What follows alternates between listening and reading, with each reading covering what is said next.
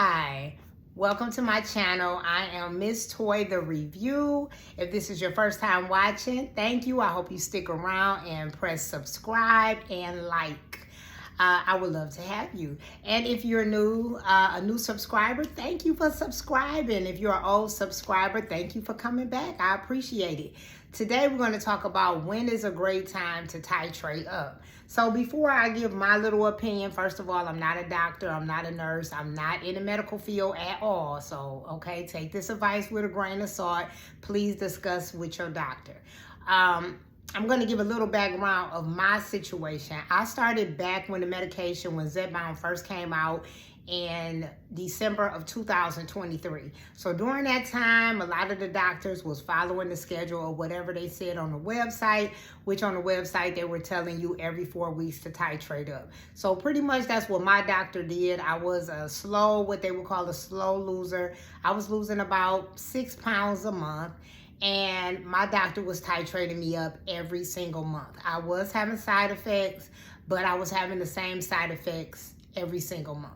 So finally, when I started doing my research and I seen that a lot of creators were saying, listen, if you are doing well on a certain dosage, you might want to slow down, stay on that dose a little longer. So then I started expressing that to my doctor and I started telling him, listen, I think I should stay on this dose, maybe another month, give it a try.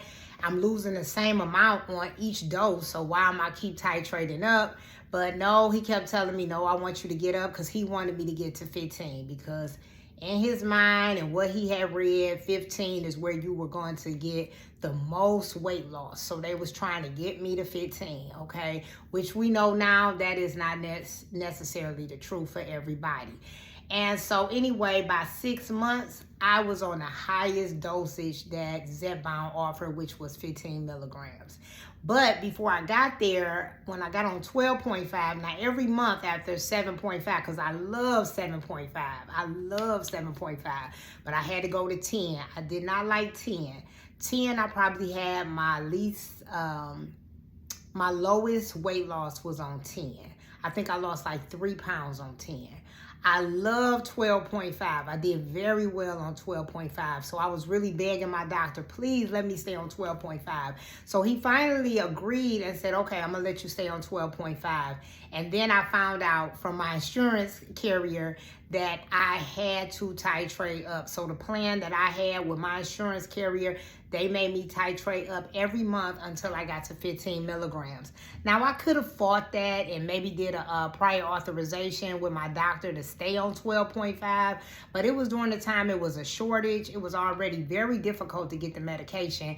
And so I was just like, whatever, and I just went up to the next dose. Now, I will tell you, I am going to do a video on this because of the shortage that happened in 2024. I got really nervous about, it was so much coming out. One, it was a shortage. People couldn't find their medication. And then it came out that Blue Cross Blue Shield of Michigan was having, they were changing the rules. One, they were changing the criteria to get the medication. And at that time, I was on insurance. I was getting mine through my insurance. And then they were talking about how a lot of companies were taking it off of their insurance policy because it was costing them too much money.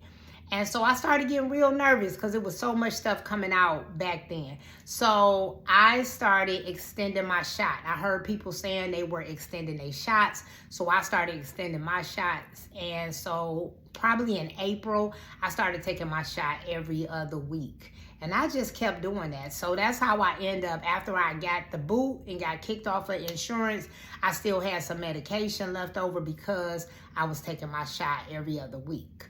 Okay, initially I didn't tell my doctor, which wasn't a good thing, but now my doctor knows I take my shot every other week, okay? And I've been doing that since April, and I'm on the highest dosage, and I'm fine. So anyway, we're going to talk about, that's not why we're on here. I'll do another video on that, on insurance and stuff like that.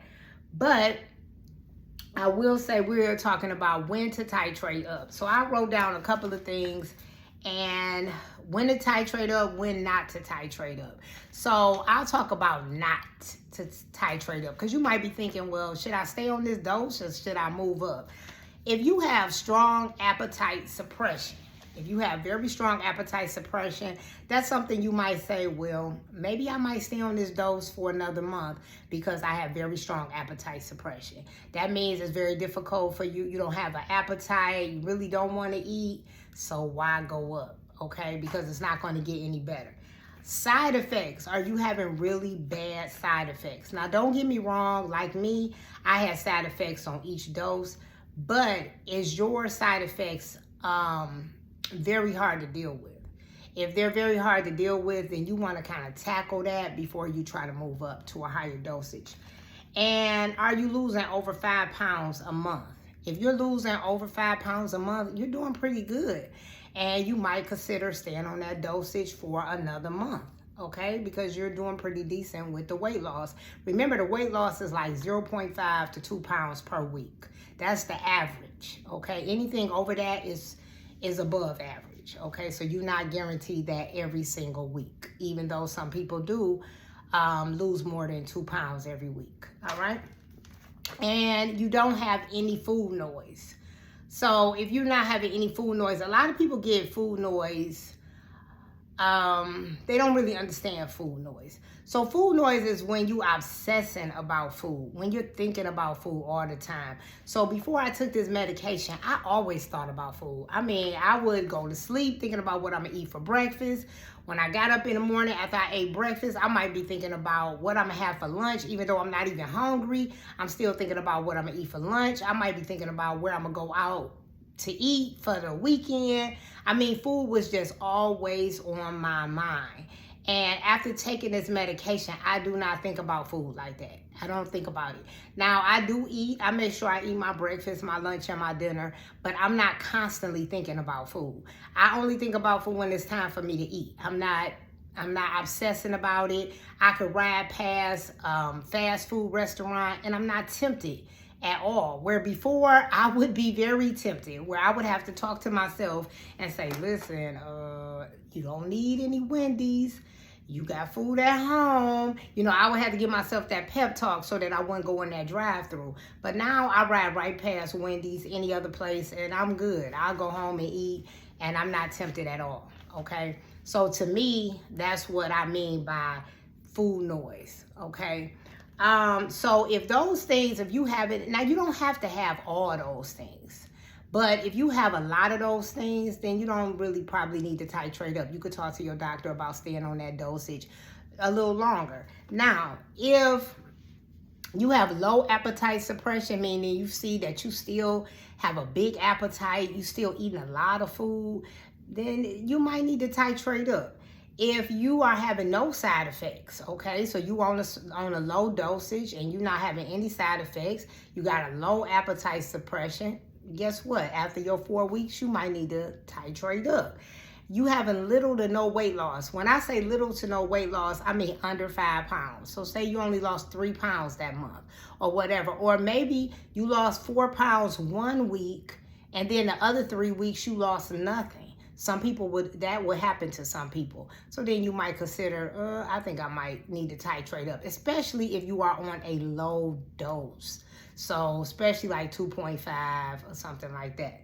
If you have food noise, you're still thinking about food all the time. You still struggling with that noise in your head that's constantly telling you to go here or go there to get something to eat. Then you might say, you know what, I think it's time for me to titrate up.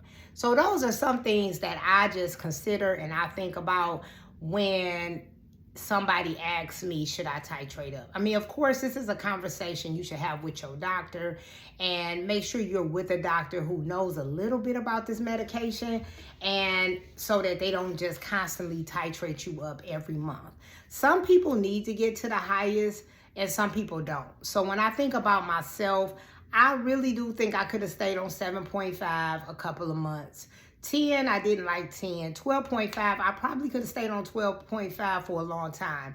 And to be honest, the 15, once I'm done with my 15, I'm definitely probably would never go back that high, because for me, it is a little high for me, but because I have invested in my 15, it's not gonna go to waste, baby. I just gotta do what I gotta do until I'm finished with my box. But anyway, I'm off.